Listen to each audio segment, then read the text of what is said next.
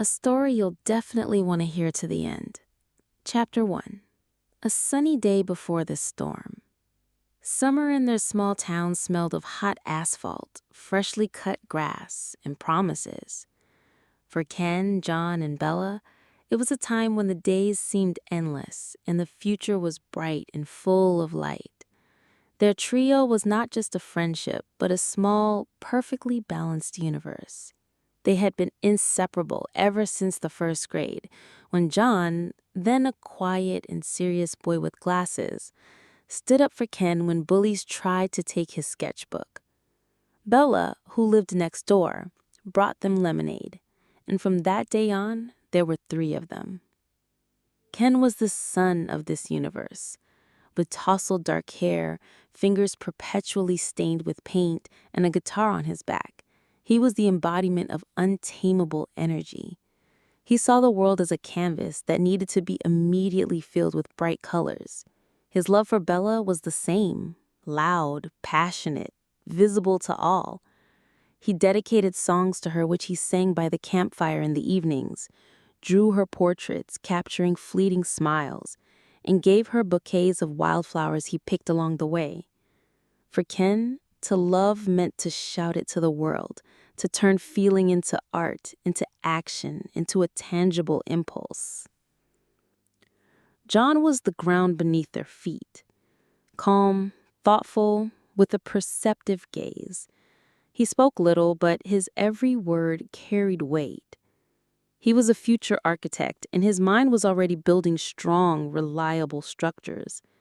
His love for Bella was like the foundation of a house, unseen but supporting everything. He didn't write songs, but he always brought her hot tea when she was up late studying. He didn't draw her, but he could sit silently beside her for hours when she was sad. And his mere presence was more comforting than any words. He noticed when her hands were cold and would discreetly offer her his gloves. His love was a quiet harbor, a promise of safety and unwavering support. Bella was the heart of their world. With eyes the color of warm honey and a thoughtful smile, she was the axis around which the 2 planets revolved. She sincerely loved them both, each for who he was. In Ken, she loved his fire, his ability to turn the grayest day into an adventure. With him, she felt alive, vibrant, capable of madness. In John, she valued his depth, his calm. He was her anchor in a raging sea of emotions, a person to whom she could entrust her deepest secret without fear of judgment. Their idyll was so perfect that the crack that appeared in it was almost invisible at first. It began with little things, with fleeting pangs that both friends diligently ignored. One evening, they were sitting on their favorite hill, which overlooked the city lights. Bella, laughing, was telling a story, and her head momentarily rested on Ken's shoulder. In that instant, John, sitting on the other side, felt something inside him break. It wasn't just friendly warmth. It was an intimate, proprietary gesture, and the look Ken gave John over her head was no longer friendly, but victorious. John looked away, and the taste of apple juice in his mouth suddenly turned bitter. For Ken, the alarm bell rang a week later. The 3 of them were helping Bella study for a literature exam. John, with his structured mind, was breaking down complex concepts, and Bella listened to him with such admiration, such deep, respectful attention that Ken had never seen on her face when she listened to his songs. She looked at John the way one looks at a person revealing the secrets of the universe. In that moment, Ken felt superficial, a loud clown. His bright colors faded against the backdrop of his friend's fundamental knowledge. He grabbed his guitar and began to play loudly, trying to shatter the intimate silence, the invisible bond that had stretched between John and Bella. They stopped being alone together. If one went to the movies with Bella, the other would suddenly happen to be nearby. If one helped her with a project, the other would bring food. The air between them thickened, filled with unspoken words and heavy glances. They still laughed, but the laughter was no longer carefree. They were still best friends, but now their every gesture, every word in Bella's presence had a double meaning. They looked at each other and saw not a brother, but a rival. And the most terrifying part was that they both understood. This sunny day of their friendship was coming to an end, and storm clouds were already gathering on the horizon. The realization was quiet but deafening. They were both truly, desperately, and hopelessly in love, and this world, made for three, had become too small. Chapter 2. The Pact on the Edge of the Abyss. The tension that had been building for weeks broke on a rainy October evening. The rain drummed on the roof of Ken's studio, washing away the golden glow of the departed summer from the city. Inside, it smelled of turpentine and old sorrow. Ken stood before an unfinished portrait of Bella, clutching a brush fiercely in his hand. On the canvas, she was smiling, but her eyes seemed troubled, as if she already knew about the storm that was about to break. John entered without knocking. He always did. But today there was none of the usual ease in his quiet arrival. He was soaked to the bone, his coat dripping onto the wooden floor, forming a dark puddle. He stopped in the middle of the room, and the silence between them became so thick you could almost touch it.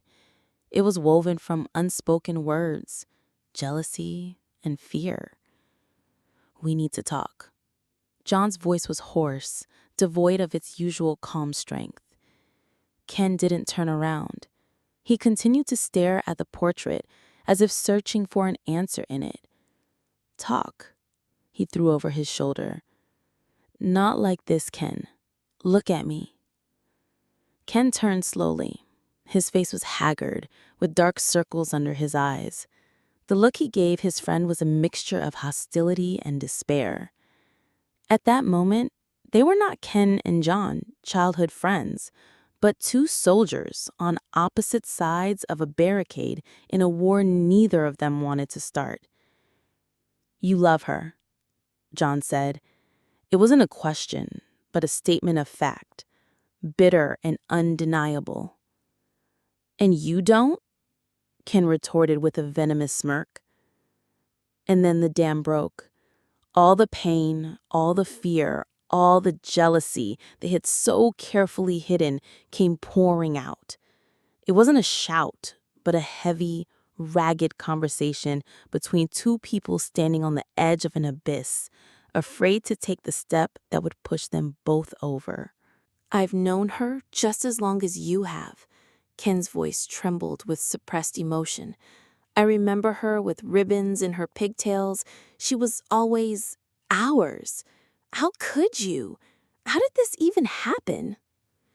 "And how did it happen with you?" John asked, quietly but insistently. "Do you think I wanted this? Do you think I wanted to look at my only brother and feel this rot inside me? Every time she laughs at one of your jokes, I feel sick with jealousy, and then sick with myself for feeling it."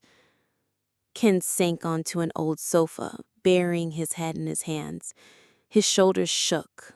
All his feigned bravado vanished, leaving only a confused, frightened boy. "I can't lose her, John, but I can't lose you either. What are we going to do? We're destroying everything we had." John came and sat next to him. The rain outside intensified, turning into a downpour. He looked at his hands, at the calluses from pencils and rulers, hands that were used to creating, not destroying. "I've thought about it," he began slowly, choosing his words like an architect choosing stones for a wall. "Our friendship," he said, and a note of steel entered his voice. "It has to be more important. It was here before Bella, and it has to remain after. We can't share her. We can't tear her apart. It'll kill her and us." He paused, gathering his courage. "We have to let her choose. A completely honest choice, without our pressure." We both step back, not literally, but we stop this arms race. We act like friends, and she let her heart decide. And whoever it is, the other one accepts her choice. No resentment, no hatred. He steps aside and does everything he can to save our friendship, no matter how much it hurts. Ken looked at him, a storm of emotions in his eyes. The pain at the mere thought that Bella might not choose him. Respect for John for this agonizing but noble proposal. And a tiny, faint hope that it might work. "And what if she chooses neither of us?" he whispered. "Then we'll remain her friends, both of us, just like before. And we won't tell her anything about this conversation?" "Not a word," John cut in. "This is our burden, our battle. She shouldn't have to feel like the cause of a war. She has to make a free choice." They sat in silence for a long time, listening to the sound of the rain. It was the hardest decision of their lives, a pact made not in blood, but in shared pain and fear of loss. Finally, Ken held out his hand. "All right," he said. "I agree." John shook his hand firmly.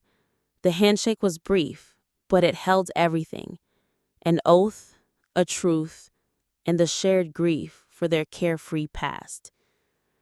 They walked out of the studio into the cleansing downpour, each feeling a little older and infinitely alone. The chasm between them hadn't disappeared, but they had built a shaky, unreliable bridge across it. And now they both had to walk it, afraid to look down. Chapter 3: War Without Weapons. The pact was made, but human nature, especially when the heart is involved, rarely obeys the logic of agreements. On the surface, everything returned to normal. They laughed together again, walked the evening streets again, but beneath the surface of this restored idyll, a quiet, grueling war was being waged. A war without weapons, where Bella's heart was the battlefield and her love was the grand prize. Ken, true to his nature, chose the tactic of fireworks. He decided to prove that life with him was an endless celebration. One day, he woke Bella up at dawn and took her to the roof of the tallest building in the city, where a pre-arranged breakfast with a thermos of hot chocolate awaited them. They watched the sun paint the sky in incredible colors, and Ken, looking into her eyes, said, "I want every one of your days to start as if the world was made just for you." It was a shot straight to her dreamy soul, and she couldn't help but smile, feeling her heart skip a beat with delight. A week later, he threw a surprise concert for her in their old hideout in the woods, hanging up garlands and gathering their mutual friends. He sang a new song, and every word was about her. Her eyes, her laugh, how she had changed his world. He surrounded her with a whirlwind of emotions, giving her no time to think, trying to prove that love was passion, impulse, perpetual motion. John waged his campaign completely differently. His weapons were silence, care, and a deep, almost supernatural understanding. He didn't arrange surprises, but he was there in the moments when it mattered most. When Bella was slaving away late at night on the difficult university project, it was John who appeared at her doorstep at 2 in the morning with a huge mug of her favorite latte and a flash drive containing all the necessary materials he had silently found for her. "I thought you might need this," he would say quietly. And in that simple phrase, there was more care than in 100 romantic ballads. When her beloved childhood dog died, it was John who spent the whole day with her, not saying a word, just holding her hand while she cried. He didn't try to comfort her with platitudes. He simply shared her pain, absorbing it into himself.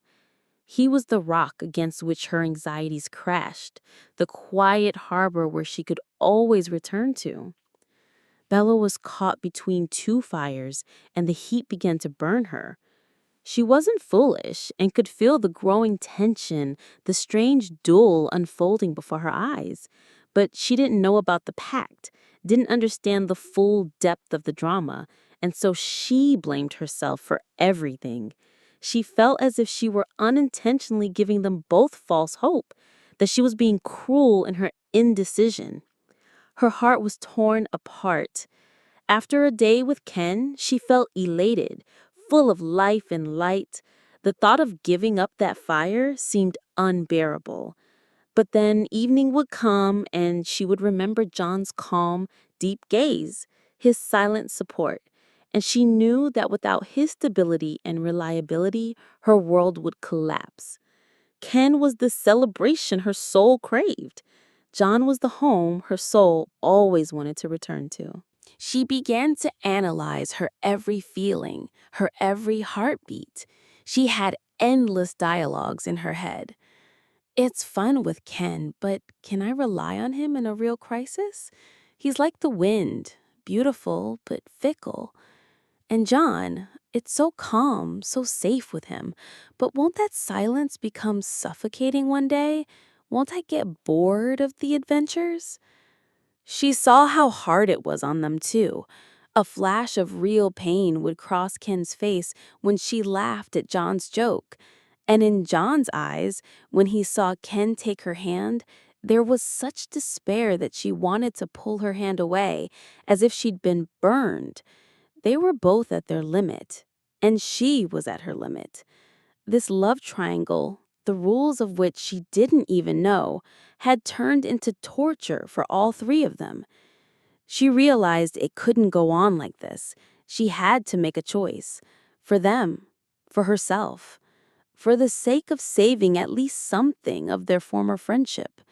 And this decision, difficult and agonizing, slowly ripened within her, like an inevitable and tragic finale. Chapter 4. The Choice and the Stroke of Fate.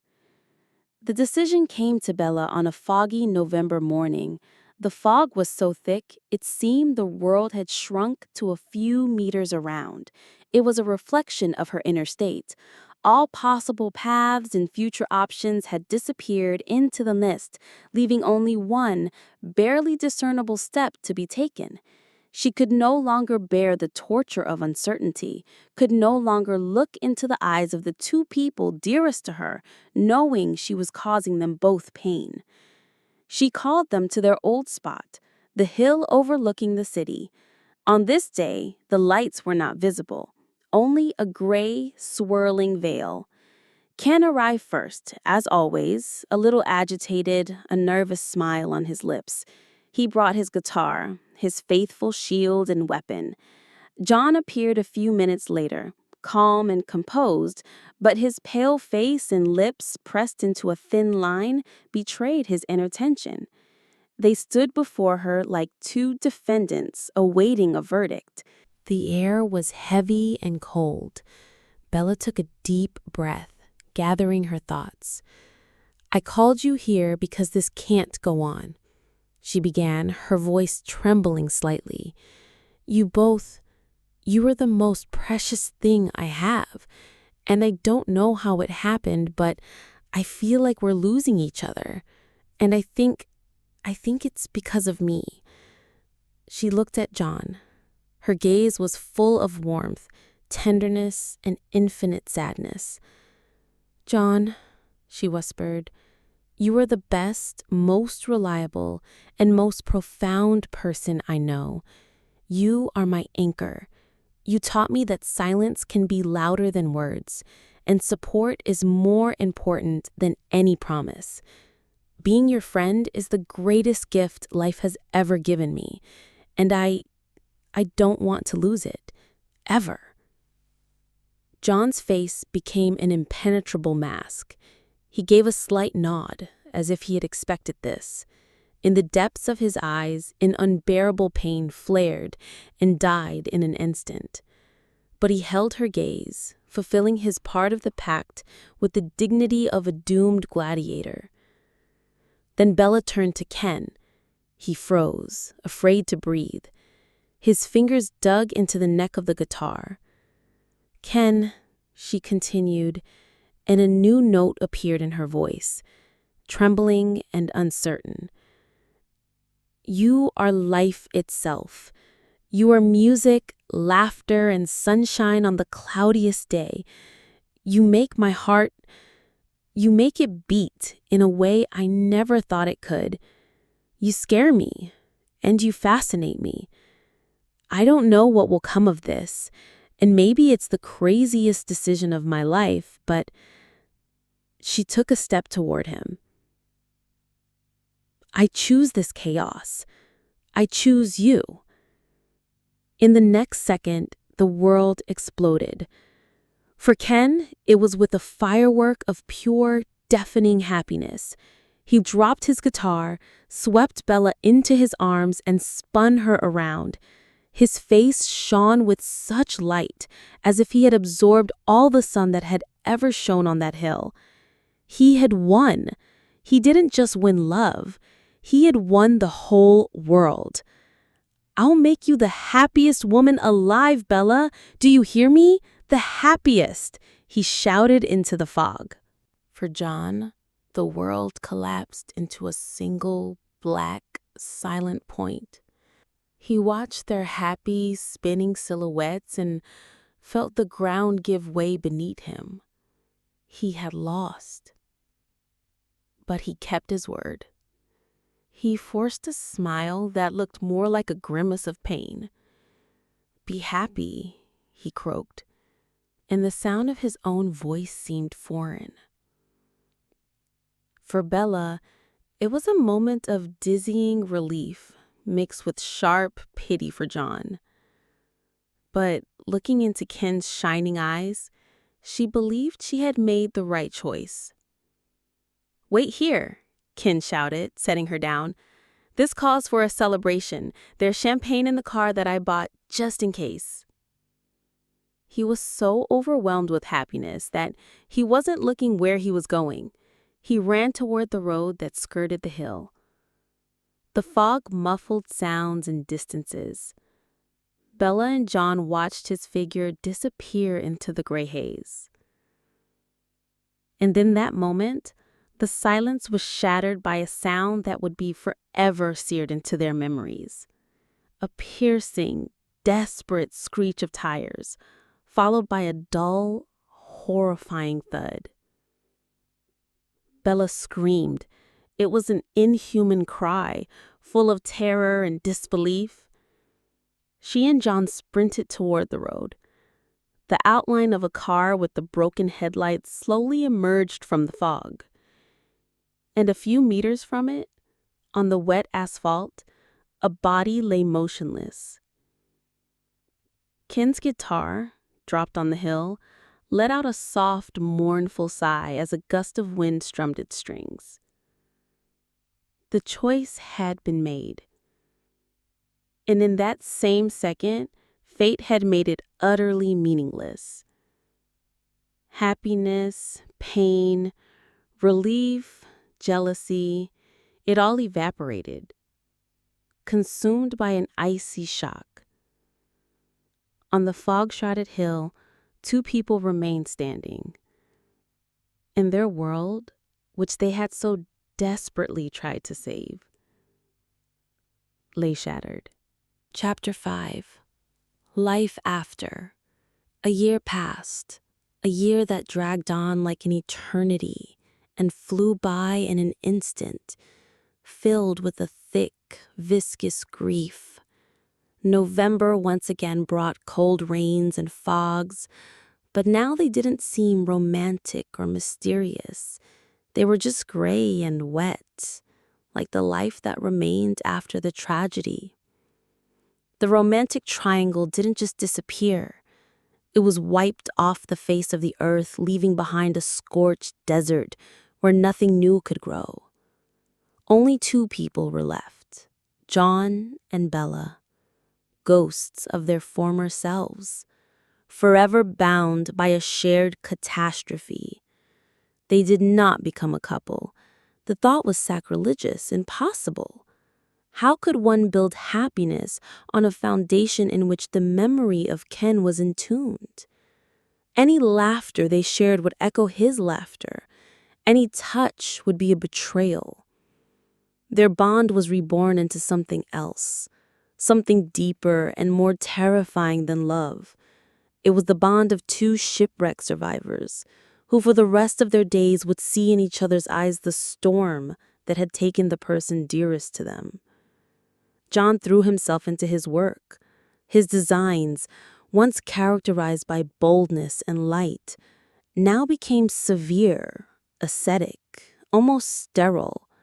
He designed buildings with straight lines and empty spaces, as if trying to bring order to the chaos in his own soul. He carried an unbearable burden of guilt. It was irrational, but no less agonizing for it.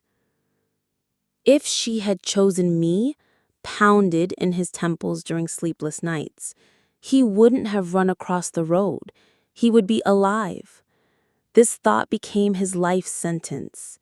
He felt obligated to care for Bella, but it was not a romantic guardianship, but a duty to Ken's memory. He brought her groceries, fixed her faucet, and sat with her in silence for hours when despair overcame her. He became her keeper, her shadow, her eternal reminder of loss. Bella faded.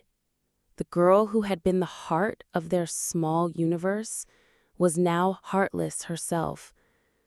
She dropped out of university and took a quiet, unremarkable job at the local library, where she spent her days sorting books, inhaling the scent of dust and old paper. It was the only place where the silence didn't feel deafening.